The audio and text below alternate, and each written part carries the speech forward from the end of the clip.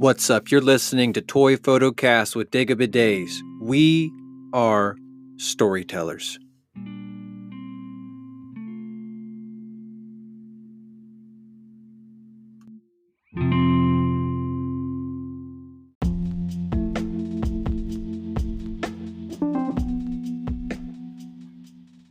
What's up, storytellers? Thank you so much for listening to this episode of ToyPhotocast. I had a great time with my buddy Edson. You're going to love it.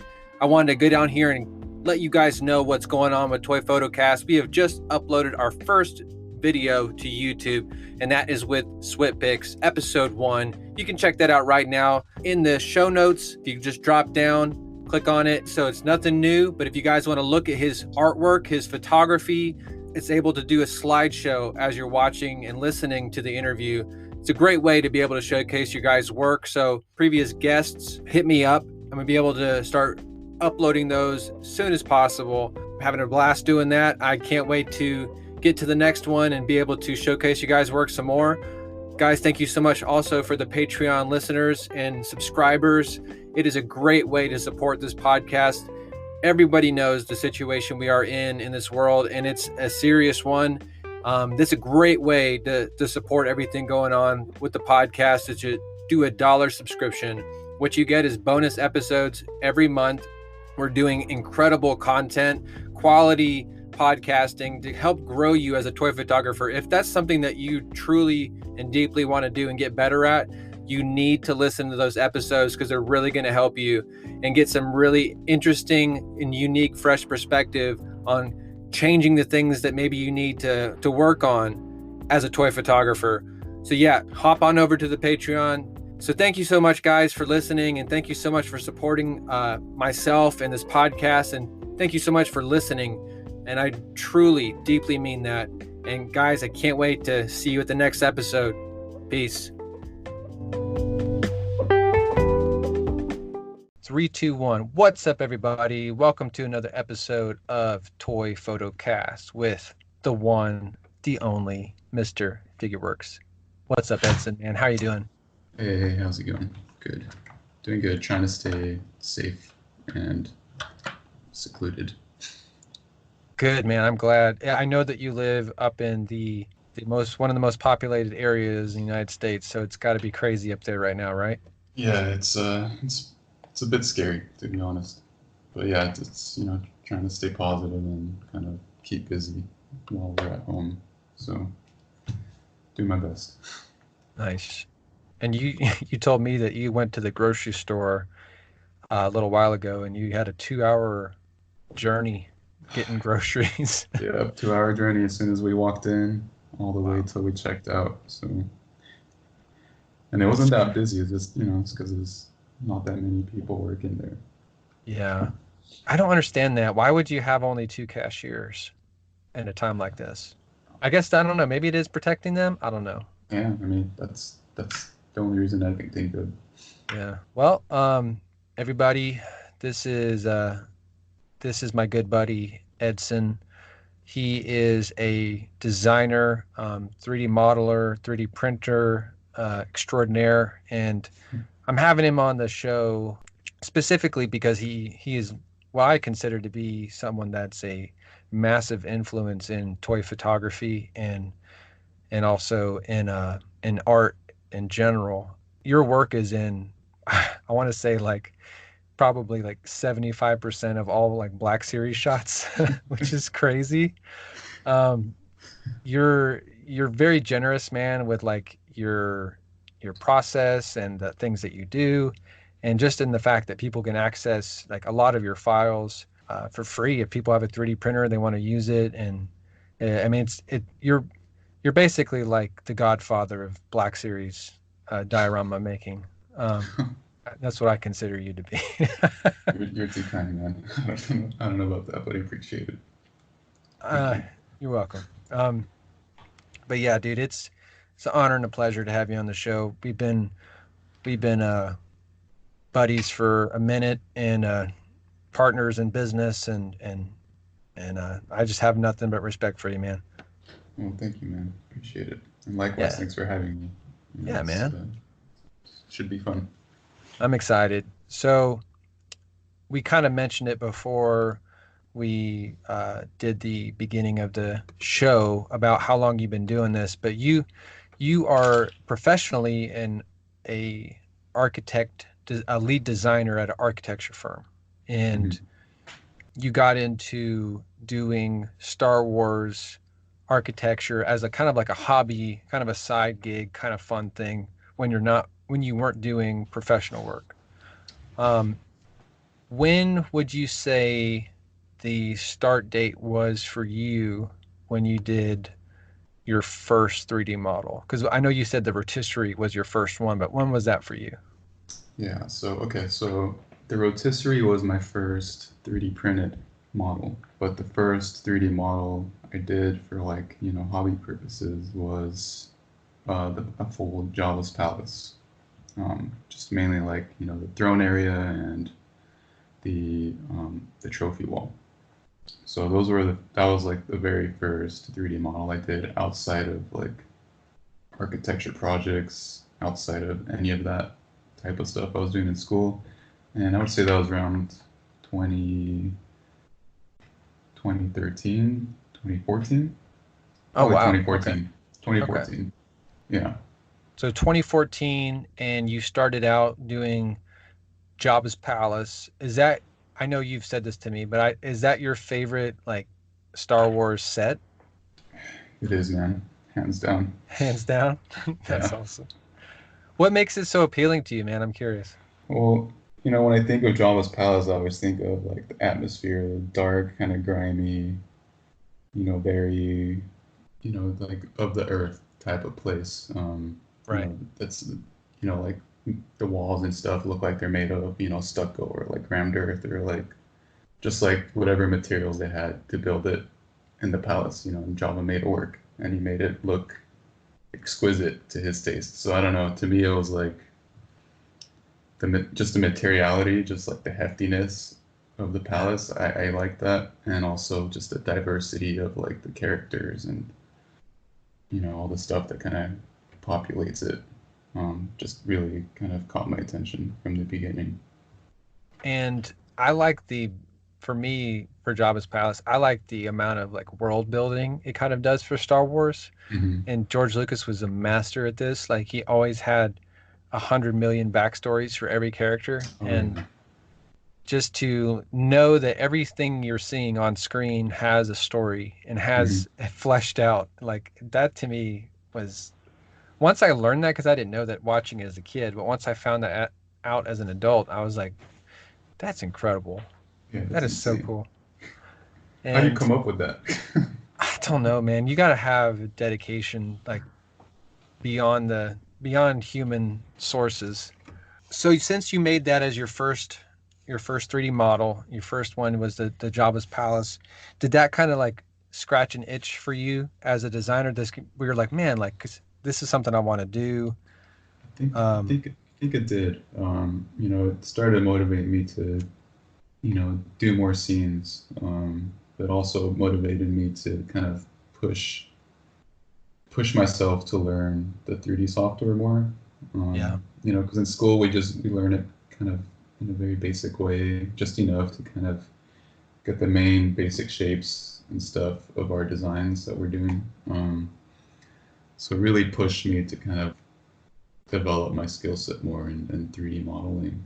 Um, and I think that's one of the main things I enjoyed about it the most was just kind of practicing the skill and just kind of figuring things out and problem solving, like how to be able to create certain, how to be able to recreate specifically like Star Wars props and Star Wars scenery.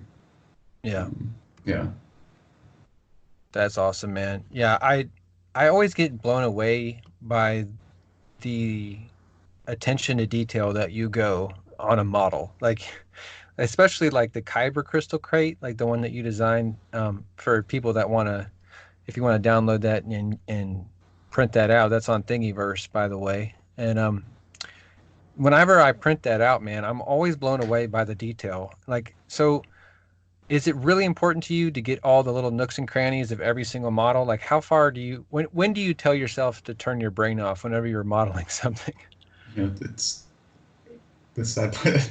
I don't know if it's the sad part, but I can never convince myself to stop. You know, like even after, let's say I posted the crate on Thingiverse and it's there for people to download, I still find myself going back to it, you know, 3 months down the line or 10 months down the line and like modifying a few things on it. So there's always like that thing where you know, that saying where people say, you know, it's really never finished until you say it's done, type of thing, you know. Yeah. Um, but for me, it's like I never really say it's done. I just find myself keep going back to it. So it's like really me just forcing myself to be like, okay, is this good enough to like post for people to print, or good enough for me to like start producing? If I want to come up with anything later on, I can do it way down the line, because you know, that's kind of those are the perks of it being 3D, digitally 3D modeled, is that you can go back and modify things Yeah, easily, you know. that's true. But yeah, it's a challenge for me to choose when to stop. I think it's just once I know I captured all the main, you know, the main details that you can see when you compare it to a photo. It's like, okay, it looks like the prop. That I feel pretty good at that point. Where did you get your work ethic, man? Like, where did you like develop like this tenacity to make things like exactly as screen accurate as possible? Yeah, that's a great question. I think part of it is from my dad. Growing up, he was just kind of very, just always pushed me to, you know, basically finish what I start and just like try and do the best I can. And another person I think that kind of helped me develop in this way was my aunt, my dad's sister. Um, and as you know, kind of um, just related to this, I used to help her, like a bit of a backstory. You know, while I was growing up, like high school, during high school, I used to help my aunt kind of clean houses. That was her profession. That's what she did. And she would, you know, come and talk to me and my brothers, be like, "Hey, do you guys want to make some money?" We'd be like, "Yeah, like for sure." You know, 'cause in high school, when you make money, it's like awesome. You can use it on whatever crap you Yeah, want to spend in high school. You know, so right. like, yeah, sure. And she was like, "Okay, well, we're, you know, cleaning this house. If you guys want to come help." So we would do that with her, like, you know, every other weekend or so. And when I worked with her, she was just, I don't know, she's just very adamant about like cleaning everything down to like the smallest corner. Like it was kind of, it was pretty tedious, but you know, I think part of my work ethic came from that, Nice. I growing up. have I have a similar background when it comes to like attention to detail. Like with my grandmother, like my grandmother, she was the type of lady that you could eat off the floors. They were so clean. Yeah, Like it was insane. Like she had this work ethic, man, and she grew up in, I think, like at the ending of like the Great Depression, and she understood like extreme poverty. And she also like when she got married, like they were extremely poor, her and my grandfather. And whenever they came into money, like my grandfather, whenever he got his first anchor position at CNN, like the first paycheck he got, which is like a monthly check or something like that, paid off all his debt, paid off every single like outstanding thing that he owed, and all of his bills, all in one paycheck for the month. And he was like, "Well, I don't know what to do with all this money," so um, he just started saving. But like the money never like made her work less. It actually made her work harder. Like hmm, she like kicked it into high gear, and I think I can sympathize and empathize with that for sure. yeah. So I know that you said that you used to live in South America. When did you transition from South America to the U.S.? It was in 2000, like summer of 2000. I moved back to Tucson. I was born in Tucson, Arizona. Um, and my dad is Ecuadorian, my mom's Puerto Rican. So, like after, you know, once I was two, he decided to move the whole family down there, and we lived there for, you know, 7 years, and then came back. Wow. Yeah. So what was the reasoning for you guys to come up here to the United States? Was it a job or what was the I purpose? think it was that we were getting to the age where they felt it was a good time for us to kind of come back to the U.S. and get the U.S. education, and also for my mom to start going back to school and you know and work, of Mm. course, like work opportunities for the two of them. Do you feel like that growing up in two different places, do you feel like that kind of helped you as an adult, like in this point, like being able to pull from different social experiences? I think so. Yeah, no, most definitely. It's a whole different culture. It's a other whole different culture, and also like it's a third world country. You get to see a lot more things that you don't really see in the United States. You just kind of get to value things a lot more when you Yeah. kind of live exposed to that kind of environment. You get to appreciate things a lot more, I think. Yeah. Yeah, Yeah. I've been to South America 3 times. And I went to some very poor places. I went to Bolivia twice, and I went to Belize once. I went to Haiti once, and all of those areas that I went to were very impoverished. And it's an eye-opening experience when you realize just the level of affluence that the United States has, like, and we take it for granted. Mm-hmm. I take it for granted all the time. Like I take like running water for granted all the time. Like Yeah. just the fact that I can turn on a faucet. Like, um, but yeah, it's crazy, man, when you realize like how much we have, and yet sometimes we get caught up in the I don't have enough Yeah. mentality. Yeah. Exactly. There's times I catch myself saying, or just reminding myself that, I'm thankful for, having the job I have and having all the things, like, having a full fridge, for example, or being able to feed myself, and, Yeah, just things like that, just kind of, just to help remind myself, you know, where I came from, basically. exactly. I think that keeps like when you keep that mindset like of humility and like realizing like there are people in the world that would probably like give like their left arm for what you have, like no kidding, like they really would if they had a choice. Then it's like okay, I there's no reason for me to like be in a mind of like complaining about anything. Like, Exactly. so since you're a designer and we want to talk about your designs and the things that you do that kind of helps toy photographers. Are you specifically designing things that you think would cater to toy photographers, or are you just designing things that you like? Like, what is your mind about the things that you do?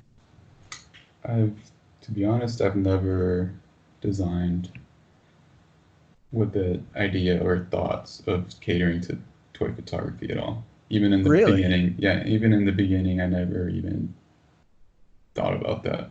That's fascinating. Um, I was always doing stuff that, interested me and stuff that I thought was cool, or I thought, would be fun to model and try and figure out um, in the modeling software, or how it comes together and stuff, and detailing and all the things that come with that. But yeah, no, I just never like you said, in the intro, it's like you can see one of my barrels and almost or and it look at 75%, yeah, at like least 75%. my barrels, or like the doorways that I've done. I start to see them more and more, and it's just like it's kind of crazy. And And you often go unnoticed, man, which kind of annoys me, but yeah, at first that used to bother me, and now I'm just like, I'm okay with it, because I put those files up for free, because these are all files that, I put online for free for people to use and do whatever they want with. So that was part of, me being okay with it. Like it's like yeah. the reason why I put those files up is because, I just see it as a contribution for me to like to the, to the Star Wars toy community. Just like I just felt like I wanted to leave something for people to work off of, or something for people to kind of get motivated and start something themselves. And I just figured that was a good way to do that. That's amazing, man. Like I can honestly say I wouldn't be here without I would be here, but I wouldn't be at the level that I'm doing it without you, man. Like doing my stuff. Like so I got to say thank you personally and professionally for your contribution. So, thank you, man. Well, thank you. It's been my pleasure. Um that's interesting, man. I never thought that you I mean, I guess I could see that now that you never really intended this to be for toy photography, but it makes sense. Like you were just doing it because you enjoyed it and you like had a great time and you want to contribute to Star Wars fans and that's awesome, man. Like if you could design anything and in the Star Wars realm and let's just say like the sky's the limit, like and you have absolutely like an infinite budget like to make it, like what would you make? Shit. Oh gosh. Well, I'm gonna just And go what off of, scale would you make it? What scale? Yeah, what scale? I'll stick with 1 to 12 just because it's just feels so right. The size just feels so right. It's like, Yeah. because 1 to 6 is just giant. Where you gonna put all that, and it's just like, I Yeah. don't know. And then 1 to 18 is just too tiny. So yeah, 1 to 12 is the one for me. But I agree. 112. But what would you do? What would you make? if I go off of stuff that I haven't done, it would be, you know, lately I've been thinking it'd be cool to have like a 1 to 12 slave one, like fully detailed, fully operable, like articulated, like, all the doors and panels open up, stuff's removable, like the wings can hinge and move, you know, even with like integrated lights in it. I think that would be like my dream thing to do. Also, just so I can start getting more into like doing vehicles and stuff. Oh man, dude, that would be, especially if it was die cast, like if you had die cast parts in it and you were able to like have the entire cockpit that would like open and be able to put the figures in, man. Exactly. Or And the, or doing the Mandalorian ship, oh yeah, dude. I think that would be my if I had to choose, that would be what's it mine. called? The Razor Crest. Razor Crest, thank you. Yeah, the Razor Crest. That would be the 112. Like I it would be a heavy son of a gun, like to do that fully die cast. But Dude, it would man, be beautiful, dude. I know it'd be Like gorgeous. imagine also doing like all the control panels and the cockpit light up and stuff. That would just be crazy. Yeah, and then being able to open up the gun rack, like having a little button that you could like press from the Oh outside. gosh. Oh, my my inner geek is just like having a great time right now. That'd be great. Yeah, I Yeah. think I think what's your thoughts on this about what Hasbro? Because I know they just came out with the pre-order for the Hoth snowspeeder. Are you getting that snowspeeder? I think I will. I mean, I don't usually buy stuff from Hasbro that much nowadays. I just kind of simplified my whole collection down. But I think the Snow Speeder is a good one to get. Yeah, Um, that's a good price too. it's a great price, and That's a really good price. it's a great vehicle to release too. It's awesome. I'm glad they're doing that. I'm glad they're expanding more into that. I know. I really felt bad for them whenever they released the TIE Fighter, the First Order, and that was a really weird choice to do a first big vehicle like that, like to Hmm. be the First Order TIE Fighter. And I actually picked one up at a discount store for like $50 or something like that.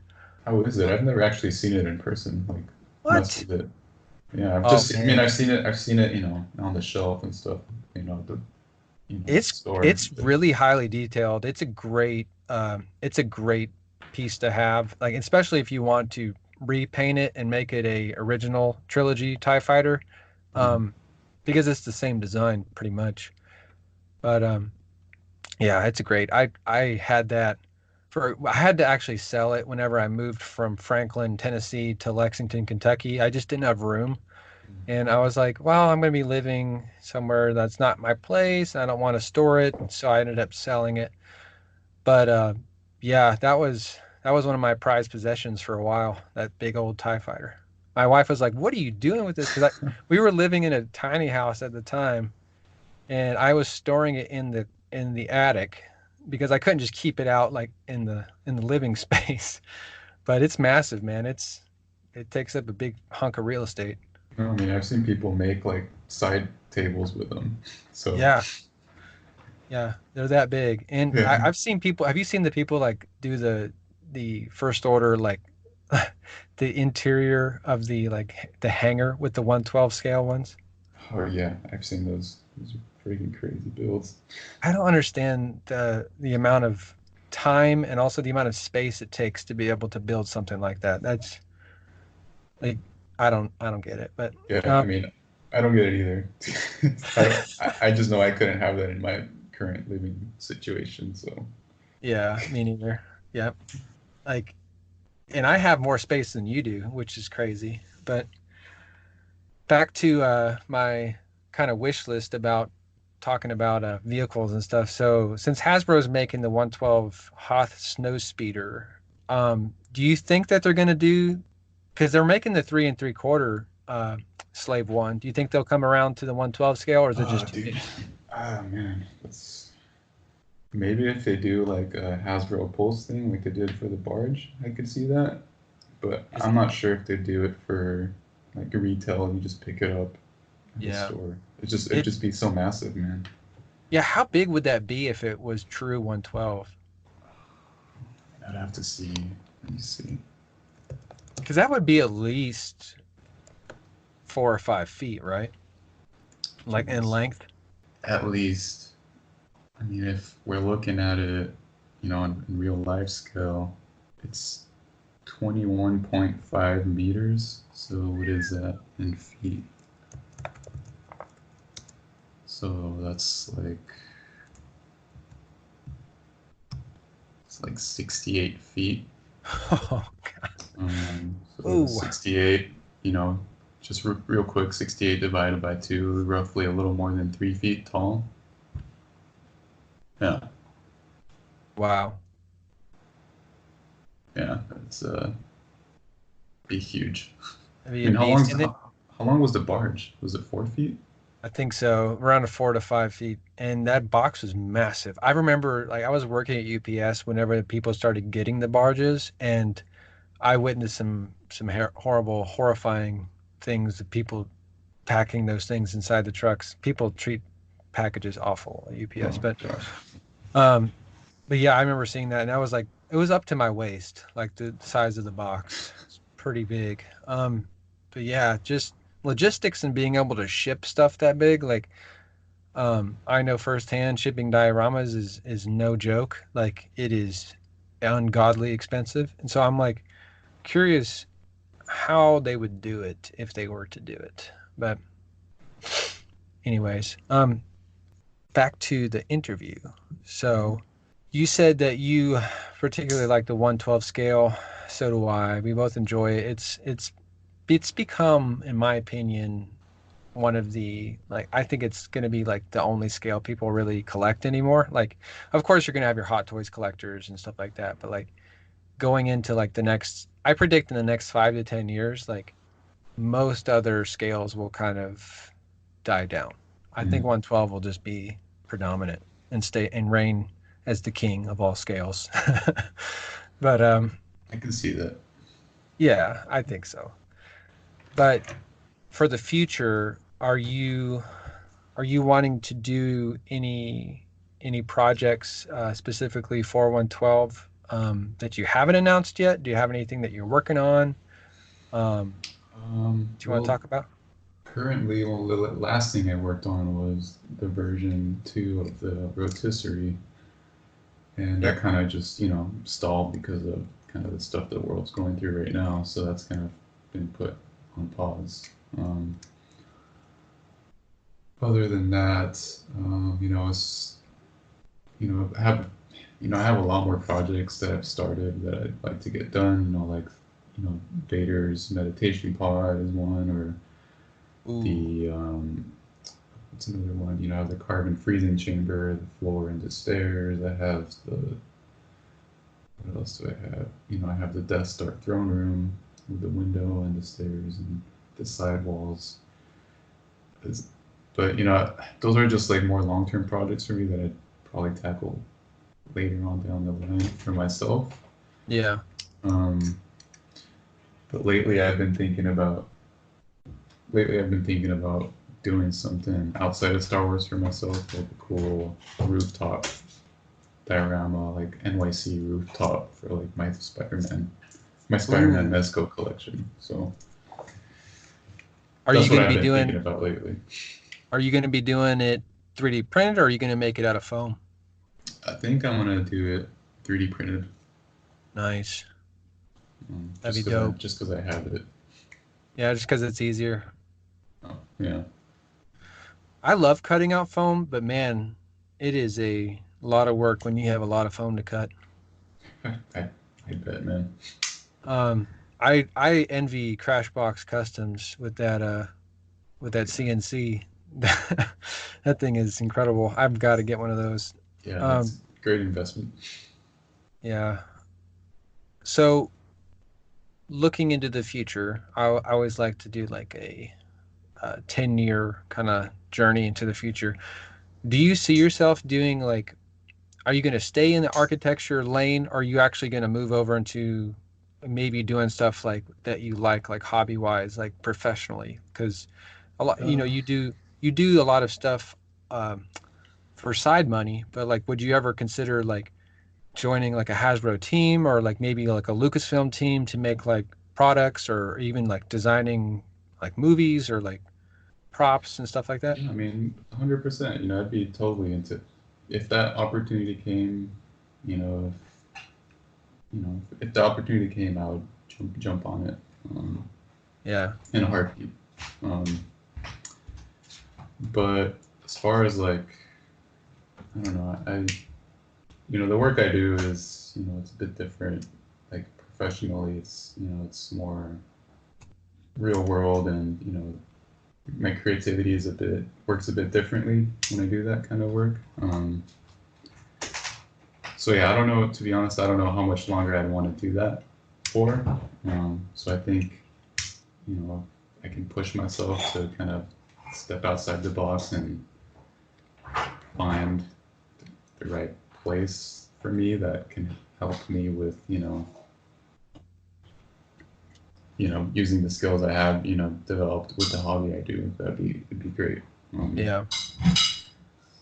I just thought of something. I I know that Sideshow used to do um diorama sets back in the day, but I don't know if they have the Star Wars license for that anymore. But it'd be awesome to see like someone like yourself like get on a team like that and build out sets and be able to mass produce like dioramas at the quality that you design them at.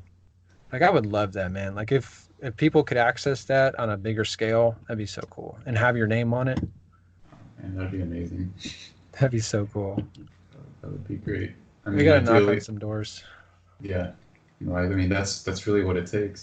Just gotta put yourself out there. for sure. What's your opinion, man, about the whole toy photography, toy community itself? Like, do you ever want to get into photography, or do you have any sort of desire to do it, or is it something that you just like to look at and enjoy? What's your view on the whole thing? That's a good question. I want to say, personally, I would like to get better at photography, and I've actually looked into getting, my own DSLR um, in the past. Just so I can kind of develop that skill set a bit more. Nice. Yeah, Um, I don't know. I mean, I guess once I get that, I feel like maybe I can play around with the photography more and maybe use that to help promote my work more. Um, and that's kind of in the realm I start to think about it is like, if I can photograph my work myself, in a way that, you know, you know, in a much better quality. I Yeah, think that would kind of help my page wholeheartedly. grow. And yeah, you know what I mean. Yeah, I know exactly what you mean. That would take your stuff to like the next level. I think that. So yeah, so I think that that's in the lens I kind of look at it is, if I pick up that skill set, it'd be for just, to help kind of bring my work up to a new level. But as far as like, the work that other people do, like Sergeant Bananas or Jason or, everything Kylo or you or, all the guys out there, it's just, I mainly just follow them just because it's just fun and it's just cool to see what they come up with. Yeah, Yeah. nice. That's awesome, man. At this point, man, I don't got anything else really to say, man, other than thank you for coming on, and I'm excited to see exactly what you're going to be doing in the future. I know it's going to be big. And is there anything that you want to say to the people that like follow you and the people that purchased from you before that you want to give a shout out to before we close? I mean, just thank you for supporting my work and just for kind of, especially to the people that have been following me from the beginning and, people following me now and just finding my work now. Just thank you for your support and I hope that you stick around longer. And yeah, that's mainly it, man. Just Nice. just appreciate, all the people that follow me now. Awesome, man. Where can people connect with you on your social media handles? You can find me on Facebook, just facebook.com/FigureWorks, or on Instagram, just look for FigureWorks.co. Awesome. And Are you on also, I Twitter? mean, no, I'm not on Twitter, but I was gonna say Okay. if you want to download free files, you just go on thingiverse.com and search for FigureWorks, and you can access all the 3D models that are available through there. Awesome. Sweet, man. Thank you so much for coming on and doing what you do. And you can find me at Dagobah_days. You can find the Toy Photocast on Instagram at Toy Photocast. You can find all the links for this show. You can find FigureWorks, myself, all the links on the show notes. So just click down and you'll be able to find everything. You can find our feature pages, 112 Community Toy Star Wars Toy Picks on Instagram as well. And remember, we are storytellers. Get out there, tell your story, have some fun, shoot some toys. And yeah, see you at the next episode, guys. Peace.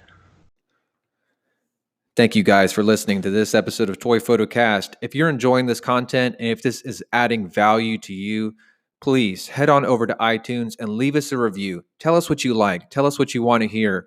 And that's going to help us shape the future of these episodes as we grow deeper into toy photography and the incredible community that surrounds it. Thank you guys again and have a great day. Peace. Got to give a shout out to our hardcore Patreon members, Jordan Dodrell and Stephanie Byer. Thank you so much for being a supportive asset to the Toy Photocast team. We love you guys and we appreciate you. See you at the next episode. Peace.